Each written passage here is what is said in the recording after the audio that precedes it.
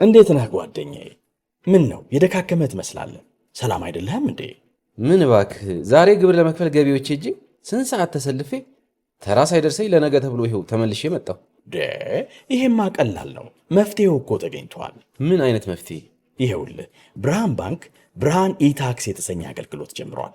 ይህ አገልግሎት ከገቢዎች ሚኒስቴር ጋር በመተባበር የሚሰጥ አገልግሎት ስለሆነ የግብርህን የገቢዎች ሰነድ ቁጥር በመያዝ ከዚያ የብርሃን ባንክ ደንበኛ ከሆንክ ከፈለግ በሞባይል ባንክ አገልግሎት አሊያም በብርሃን ኢንተርኔት ባንክ አገልግሎት ግብርህን መክፈል ትችላለህ። የባንኩ ደንበኛ ካልሆንክ ደግሞ ወደ ቀረበ የብርሃን ባንክ ቅርንጫፍ ሄደህ ግብርን መክፈል ነው። ዋው! ይሄማ ትልቅ የምስራች ነው። ቀኔን ነው ያበራኸው። አዎ፣ በብርሃን ባንክ ኢታክስ የግብር ክፍያ አገልግሎት ከረጃጅም ሰልፍ ድነው በፈለጉት ሰዓት በማንኛውም ቦታ ሆነው ግብርዎን መክፈል ይችላሉ። ብርሃን ኢታክስ ፈጣን የግብር መክፈያ አማራጭ። ብርሃን ባንክ እንደ ስማችን ብርሃን ነው ስራችን። ሌላኛውን ጉዳይ ደግሞ እንመልከት። እንግዲህ በዚህ ሳምንት ከተደረጉ ጨዋታዎች መካከል ሌላኛው የቼልሲ ነው። ቼልሲ እንግዲህ ካለፉት 6 ጨዋታዎች 5ቱን አሸንፏል። የዋንጫ ፉክክር ውስጥ ነው ወይ ማለት እንችላለን የሚለውን እናንሳ። አዎ ልክ ነው።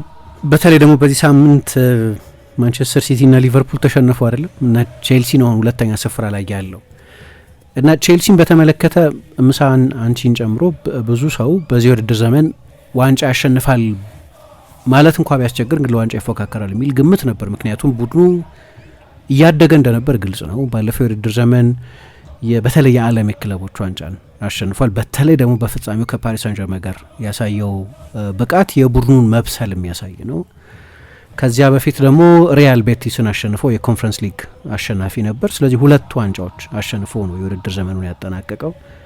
ደግሞ ባለፈው ሩብ ክፍለ ዘመን ቼልሲ ሲባል አእምሯችን ላይ መጀመሪያ የሚመጣው ነገር ዋንጫዎች ማሸነፍ፣ እንዲህ አይነት ካልቸር ያለው ነው። ጠንካራ ዋንጫ የማሸነፍ ካልቸር ያለው ነው። አሁን እንግዲህ የዋንጫ ተፎካካሪ ነው ወይ የሚለውን በተመለከተ ብዙ ጥርጣሬ አለ። እኔ ጥርጣሬዎቹ ተገቢ ጥርጣሬዎች ናቸው ነው የምለው። ለምሳሌ ተከላካይ መስመሩ አስተማማኝ አይደለም። በተለይ ደግሞ በጉዳቶቹ የተነሳ ከሌቫይ ኮልዊል መልቀቅ በኋላ ሌላ ተጫዋች አላመጡም፣ በዛ ቦታ የሚጫወት ተጫዋች። ሌሎቹ ቡድን ውስጥ ያሉት ተጫዋቾች የሌቫይ ኮልዊል ደረጃ ላይ ያሉ አይደሉም። ዌስሊ ፎፋና የቼልሲ ደጋፊዎች የጉዳት ታሪኩን ያውቃሉ። የ20 ጎል 9 ቁጥር የላቸውም። ፓልመር ሲጎዳም ክሬቲቪቲው እንደዚሁ ይጎዳል። እንደዚህ አይነት አስተያየቶች አሉ እና በጣም ወጣት ነው ቡድኑ። አምና በብስለቱ በኩል ብዙ ርቀት መጥቷል። ዋንጫዎች ሲያሸንፍ ትልቅ ማቹሪቲ ያሳይቷል። እንደዚህ ብንልም ግን ደግሞ በተለይ ለካርድ በጣም የተጋለጠ ብዙ ቀይ ካርድ የሚያዩ ተጫዋቾች ያሉበት ቡድን ስለሆነ ተገቢ ጥርጣሬዎች አሉ። ግን አሁን ያሉበት ቦታ ላይ በመገኘታቸው ግን ብዙ መደነቅ ያለባቸው ይመስለኛል። እኔ ለምሳሌ አምና ይሁን ካቻ አምና ቼልሲ ያለ ኮል ፓልመር በቂ የጎል እድል መፍጠር በቂ ክሬቲቪቲ የሚኖር አልመሰለኝም ነበር። በዚህ ውድድር ዘመን 90 ደቂቃ ብቻ ነው የተጫወተው ፓልመር። ላለፉት 2 ወራት አልተጫወተም። አሁን ደግሞ ከጉዳቱ አገግሟል። ለዚህ ትልቅ ሳምንት ከባርሰሎና ጋር ከዛ ከአርሰናል ጋር ለሚደረገው ጨዋታ ይደርሳል ተብሎ ተገምቶ ነበር። እንደገና የግርጣት ጉዳት ገጠመውና ከሜዳ ራቀ ተመልሶ እንጂ ለዚህኛው ሳምንት ጨዋታ ቡድኑ ውስጥ ሊካተት ይችል ነበር። ፓልመር ያለፉት 2 ሲዝኖች የቼልሲ ምርጡ ተጫዋች ነው። በክሬቲቪቲ በተለይ ጎል በማስቆጠር የጎል እድሎች በመፍጠር ቅድም በጠቀስኳቸው 2 ትልልቅ የፍጻሜ ጨዋታዎች በዓለም የክለቦች ዋንጫ የፍጻሜ ጨዋታ 2 ጎሎች አስቆጥሯል።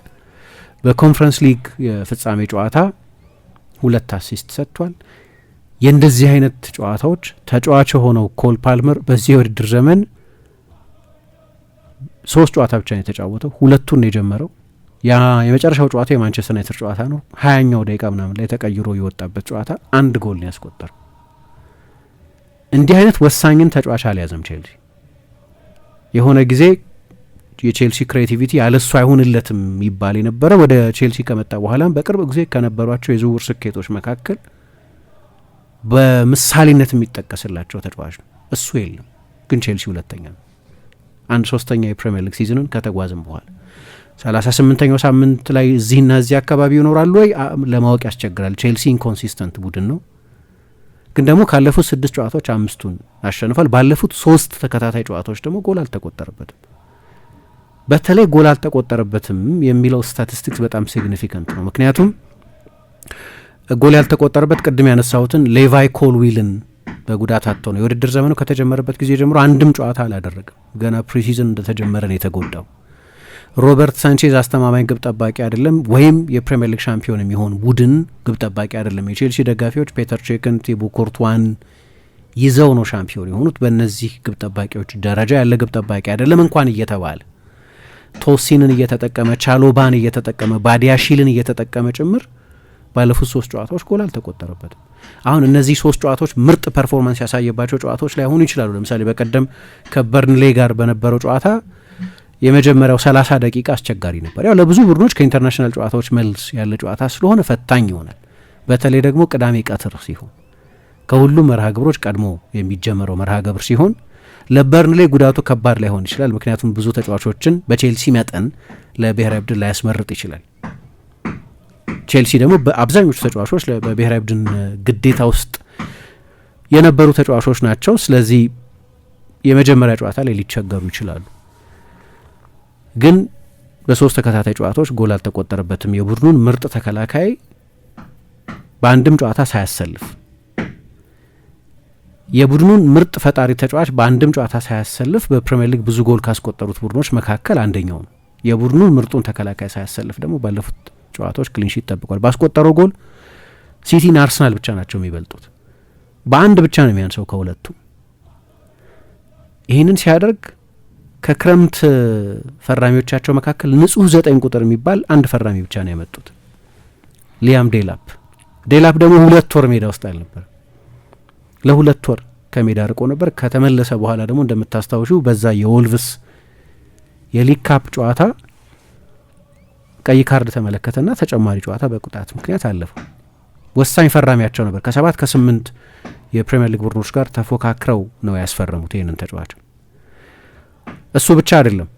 በቀደም ሞይሰስ ካይሴዶን አሳርፈውት ነበር። አሰልጣኝ ኤንዞ ማሬስካ እረፍት ሰጥቶት ነበር። ለኤኳዶር ብሔራዊ ቡድን 2 ጨዋታ አድርጎ ስለነበር የመጣው እና ሳምንቱ በጣም ትልቅ ስለሆነ ከባርሴሎናና ከአርሰናል ጋር ስለሆነ የሚጫወተው ለእነዚህ ጨዋታዎች ፍሬሽ እንዲሆንለትና ከረጅም በረራና ከ2 አድካሚ ጨዋታዎች ስለተመለሰ እሱን አሳረፈው። እሱ ካረፈ እነማን እንዲሰለፉ ነው የምንጠብቀው? ሮሚዮ ላቬያ አንደኛው ወይም ዳሪዮ ኤሱጎ ሲመጣ በቃ በካይሴዶ ላይ ያለ ዲፔንደንስን ለመቀነስ ነው። ምክንያቱም ባለፈው የውድድር ዘመን በኮንፈረንስ ሊግ ስለነበር የተፎካከሩት ከካይሴዶ በጥራት ያነሰ ተጫዋች እንኳ ብታሰልፊ እነዛን ውድድሮች በተጋጣሚ ቡድኖችና በቼልሲ መካከል ባለው የአቅም ልዩነት ስፋት የተነሳ ብዙ ቀዳዳ አይፈጥሩም ነበር። አሁን ቻምፒየንስ ሊግ ነው። ስለዚህ ካይሴዶን በ2 ውድድሮች በሳምንት ለ2 ጨዋታዎች ትፈልጊዋለሽ ማለት ነው።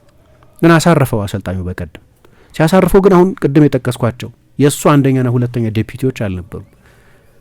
ስለዚህ በፈረንሳይ በስትራስቡር በዛ ሚና እንኳ ሲጫወት የቆየ ቢሆንም እና አንድ ፕሮግራም እንደሰራን ባስታውስም ግን አንድሬ ሳንቶስ ነው እዛ ቦታ ላይ የተጫወተው። እስካሁን ድረስ ሲጫወት የነበረው አንድሬ ሳንቶስ ከኤንዞ ፈርናንዴዝ ጋር ለማጥቃት አማካይነት እንደሚፎካከር አይነት ተጫዋች ነው ይመስል የነበረው። በቀደም ግን ጥልቅ አማካይ አድርጎ ተጠቀመበት። ይሄ ተጫዋች በዛ ሚና በጣም ጥሩ ተጫወተ። በቼልሲ ወደ ቼልሲ ከመጣ በኋላ በጣም ጥሩ የተጫወተበት ጨዋታ እርሱ ይሄኛው የበርንሌው የተርፍ ሙር ጨዋታ ሳይሆን አይቀርም እና የዋንጫ ተፎካካሪ ይሁንም አይሁንም ቼልሲ ግን እስካሁን ድረስ ለመጣበት ነገር ከማንቸስተር ሲቲም ከሊቨርፑልም ከሌሎቹም ቡድኖች ተሽሎ ለተቀመጠበት ነገር አድናቆት መስጠት ግን የሚገባ ይመስለኛል። አንድ ሌላ መረሳት የሌለበት ቼልሲ ከሁሉም የእንግሊዝ ቡድኖች ከማንቸስተር ሲቲም በተለየ ሁኔታ በዓለም የክለቦች ዋንጫ ምክንያት የተዛነፈ ካሌንደር ነው የነበረው። የዓለም የክለቦች ዋንጫ ተደረገ። ማንቸስተር ሲቲ በጊዜ ነው የወጣው በአልሂላል ተሸንፎ፣ ቼልሲ ግን እስከ ፍጻሜ ድረስ ነው የተጓዘው። ከባድ ሙቀት ባለበት ኃይለኛ ወበቅ ባለበት ነው ጁላይ 14 የመጨረሻ ጨዋታውን ያደረገው። ከዛ በዛች በአንድ ወር ኦገስት 14 ወይ ምናምን ፕሪሚየር ሊግ ጀምሮ ስለነበር በዛ አንድ ወር ተጫዋቾች ኦፍ ሲዝን እና የፕሪ ሲዝን ዝግጅት አድርገው ነው ወደዚህኛው ውድድር የመጡት። በጣም የተለጠጠ ሲዝን ነበር ለቼልሲ ተጫዋቾች ባለፈው የውድድር ዘመን። ስለዚህ በቂ የፕሪ ሲዝን ወይ አርሰናል ወይ ቼልሲ ሊቨርፑል ሌሎቹ በዚህ ዓመት ለዋንጫ እንዲፎካከሩ የተጠበቁት ቡድኖች አይነት ፕሪ ሲዝን ኖርማል ሲዝን አልነበረው። ለዚህ ነው አሁን ጉዳት እየበረከተ ያለው በዚህ ምክንያት ነው የሚባለው። ለዚህ ፓልመር በጣም ኢንትረስቲንግ ሲዝን ያሳለፈው ብዙዎቹ የአርሰናል ተጫዋቾች የሊቨርፑል ተጫዋቾች ምናምን በሚያምሩ የባህር ዳርቻዎች ጥሩ ፀሐይና ጥሩ ጸባይ የአየር ጠባይ ባለበት ቦታ ሪከቨር በሚያደርጉበት ጊዜ የቼልሲ ተጫዋቾች በዓለም የክለቦች ዋንጫ ላይ ይሳተፉ ነበር። ይሄ ለቼልሲ ብቻ የሚሰራ አይደለም። ወደ አውሮፓ ከወሰድ ነው ለፓሪስ ሳን ጀርማን ይሰራል፣ ለሪያል ማድሪድ ይሰራል፣ ቢያንስ ሴሚፋይናል ድረስ ለሄዱት ቡድኖች በተለይ ይሰራል። ግን ለሁሉም በዓለም የክለቦች ዋንጫ ለተወዳደሩት ቡድኖች ይሰራል። ግን በቼልሲ ደግሞ እስከ ፋይናል ድረስ ስለሆነ ሄደው ኖርማል ሲዝን አይደለም። ከዛኛው ሲዝን ወደዚህኛው ሲዝን ሲመጡ ኖርማል ሲዝን አይደለም። ስለዚህ እንዲህ አይነት አስቸጋሪ ሁኔታዎች ውስጥ ሆኖ ሁለተኛ ሆኖ ለመቀመጡ አድናቆት መስጠት የሚያስፈልግ ይመስላል። ከዛ ደግሞ አሰልጣኙ ለምሳሌ ኮንሲስተንት የሆነ በመደበኝነት የሚጠቀምባቸው ሁለት የመጀመሪያ ተመራጭ የመሀል ተከላካዮች የሉትም። ጥሩ እየተጫወቱ እንዳልሆነ አውቃለሁ፣ ግን በሊቨርፑል ቫንዳይክ እና ኮናቴ፣ በአርሰናል ጋብርኤል እና ሳሊባ፣ በማንቸስተር ሲቲ ዮሽኮ ግቫርዲዮል እና ሩበን ዲያዝ፣ አሁን ሌሎቹ ለዋንጫ ይፎካከራሉ በሚባሉት ቡድኖች ውስጥ ኮንሲስተንት የሆነ የሁለት የመሀል ተከላካዮች ጥምረት አለ። ይሄኛው አሰልጣኙ በጉዳት ምክንያትና በተጫዋቾቹ ኳሊቲ ምክንያት ከትሬቨር ቻሎባ በስተቀር ከ10 በላይ ጨዋታ የጀመረ የመሀል ተከላካይ የለም። ሁሉም ሮቴት ይደረጋሉ። አንዳንድ ጊዜ ቶሲን ይጫወታል 4 ጨዋታ ስለጀመረ፣ አንዳንድ ጊዜ አቼምፖንግ ይጫወታል 4 ጨዋታ ስለጀመረ፣ አንዳንድ ጊዜ ዌስሊ ፎፋና ይጫወታል 4 ጨዋታ ስለጀመረ። ኮንሲስተንት የሆነ የሁለት የመሀል ተከላካዮች ጥምረት የለውም አሰልጣኙ። በጉዳት ምክንያት የተፈጠረ ችግር ነው። ኮንሲስተንት የሆነ የሁለት የመሀል ተከላካዮች ጥምረት ባልኖረ ቁጥር ያ በሁለት ተከላካዮች መሀል እንዲኖር የምትፈልጊው ኬሚስትሪ አይኖርም። ግን ስቲል በፕሪሚየር ሊግ ከ3ኛው የ4ኛ ቤስት ዲፌንስ ነው ያለው። እንደዚህ ሆኖ ትልቁ ስጋት ከአርሰናል ጋር ካነጻጸርሽው ልክ ነው። ግን ከዛ ውጪ ማንቸስተር ሲቲ 10 ክሪስታል ፓላስ 9 እነዚህ ናቸው ከቼልሲ ያነሰ ጎል የተቆጠረባቸው ሁለት ቡድኖች። ከሌሎቹ ወይ እኩል ነው፣ ከሌሎቹ ወይ ያነሰ ጎል የተቆጠረበት። እንደዚህ አይነት በጣም ኢንኮንሲስተንት የሆነ የመሀል ተከላካዮች ጥምረት ኖሮት ማለት ነው። በቀደም ከበርንሌ ጋር ነበር የተጫወቱት እና አሰልጣኙ አሁንም አንዳንድ መፍትሄዎች መፈለግ እንደሚችል አየን። በአንዳንድ ጨዋታ በተለይ የካይሴዶ የለሽ ወይም ያልነበረውን የአማካይ ክፍል ስኮት ፓርከር የቀድሞ የቼልሲ ተጫዋች ነው፣ ኦቨርሎድ ማድረግ ችሎ ነበር። ጥሩ አሰልጣኝ ነው እንደሚታወቀው። ሰዎች ጥርጣሬ ያላቸው ግን 3-2 በተደጋጋሚ ያደርጓቸው ነበር። ኦጉቹኩን፣ ፍሎረንቲኖ ሉዊስን፣ ዚያን ፍሌሚንግን እየተጠቀመ አንድ ለየት ያለ ቺት ኮድ አለው ምናምን እላለሁ እኔ። ኩኩሬያ በቀደሙ ጨዋታ ላይ በጣም አስደናቂ ነበር፣ ምክንያቱም በተደጋጋሚ ወደ ኢንፊልድ መግባት ጀመረ። ያንን ማድረግ ይችላል። እንደ አሰልጣኝም እየተሻሻለ ይመስለኛል። አስታውሳለሁ ባለፈው የውድድር ዘመን እኔ አፕ ኤንድ ዳውን ፉል ባክ አልወድም ይል ነበር። ላይ ኦቨርላፕ እያደረገ ወደ ላይ ወደ ታች እያለ የሚመለስ ስለ ሪስ ጀምስ ይናገር ነው ይህንን ያለው። ምክንያቱም ሪስ ጀምስ በዛ ነበር ይታወቅ የነበረው።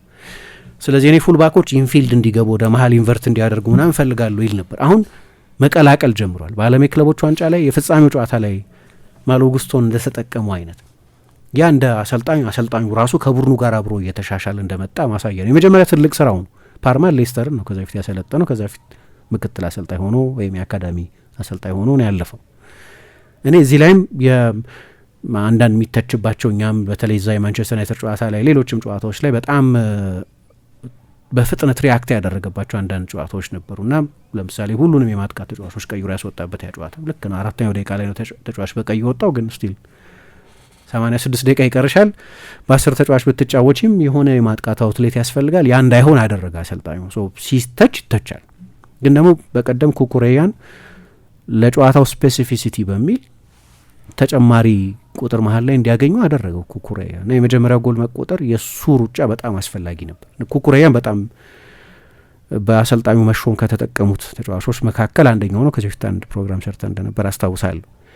ይሄም ለእኔ የአሰልጣኙ የተሻሻለ መምጣትን የሚያሳይ ነው። ካይሴዶ ባይኖር ምናልባት ለ4 ወር ላይ ዘልቁት ይችላሉ። ለ4 ወር ካይሴዶ ባይኖር ለምሳሌ፣ ግን አንዳንዴ ማሳረፍ ካስፈለገ ጥሩ መፍትሄ ያላቸው አንድሬ ሳንቶስ የዚህ አይነት መፍትሄ ነው። ላቪያ በጣም ጥሩ ተጫዋች ቢሆንም በአንድ በኩል ተስፋ ያስቆርጣል፣ የጉዳት ታሪኩ አሳሳቢ ስለሆነ።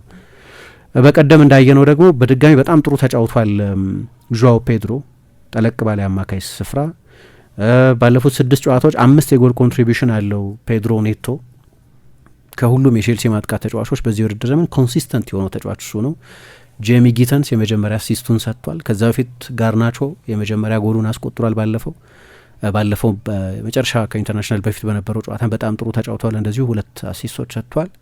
የማጥቃት ተጫዋቾቻቸው ኮንትሪቢዩት እያደረጉ ነው። ፔድሮም የክንፍ ተጫዋቾቹም ጭምር ማለት ነው። ስለዚህ ብዙ ፖዚቲቭ ነገሮች ያሉ ይመስለኛል እዚህ ቼልሲ ላይ። አሁን እነዚህ ለዋንጫ ፉክክር የሚያበቁ ናቸው ወይ? እኔ በተለይ በወጣትነቱና በቡድኑ ወጣትነትና ኮንሲስተንት የሆኑ የመሀል ተከላካዮች ጥምረት ባለመኖራቸው የተነሳ ምናልባት በዛ ልሰጋ እችላለሁ። ግን ሁለተኛ ነው ያሉት። ለአርሰናል በጣም የቀረበው ቡድን ቼልሲ ነው። ከዛ እሁድ ደግሞ አርሰናልን ያገኙታል። ወደ 3 የሚያወርዱት ከሆነ የነጥብ ልዩነቱን የዋንጫ ፍክክር ውስጥ አይደሉ ማለት አትሲ 3 ነጥብ ከሆነ የአንድ ጨዋታ ርቀት ነው ማለት ነው። ስለዚህ ለቼልሲም ፖዚቲቭ ሳምንት ነው። ግን ወደ ከሰንደርላንድ ጨዋታ በስተቀር በጠቅላላው ባለፉት 6 ጨዋታዎች 5ቱ ሁሉም ጨዋታዎች ላይ አሳማኝ ነበር ማለት ባይሆንም ግን እያሸነፈ ነው። እንዴት ነህ ጓደኛዬ? ምን ነው የደካከመ ትመስላለህ። ሰላም አይደለህም እንዴ? ምን እባክህ፣ ዛሬ ግብር ለመክፈል ገቢዎች ሄጄ ስንት ሰዓት ተሰልፌ ተራ ሳይደርሰኝ ለነገ ተብሎ ይኸው ተመልሼ መጣሁ። ይሄማ ቀላል ነው። መፍትሄው እኮ ተገኝቷል። ምን አይነት መፍትሄ? ይኸውልህ ብርሃን ባንክ ብርሃን ኢታክስ የተሰኘ አገልግሎት ጀምሯል። ይህ አገልግሎት ከገቢዎች ሚኒስቴር ጋር በመተባበር የሚሰጥ አገልግሎት ስለሆነ የግብርህን የገቢዎች ሰነድ ቁጥር በመያዝ ከዚያ የብርሃን ባንክ ደንበኛ ከሆንክ ከፈለግ በሞባይል ባንክ አገልግሎት አሊያም በብርሃን ኢንተርኔት ባንክ አገልግሎት ግብርህን መክፈል ትችላለህ። የባንኩ ደንበኛ ካልሆንክ ደግሞ ወደ ቀረበ የብርሃን ባንክ ቅርንጫፍ ሄደህ ግብርን መክፈል ነው። ዋው! ይሄማ ትልቅ የምስራች ነው። ቀኔን ነው ያበራኸው። አዎ፣ በብርሃን ባንክ ኢታክስ የግብር ክፍያ አገልግሎት ከረጃጅም ሰልፍ ድነው በፈለጉት ሰዓት በማንኛውም ቦታ ሆነው ግብርዎን መክፈል ይችላሉ።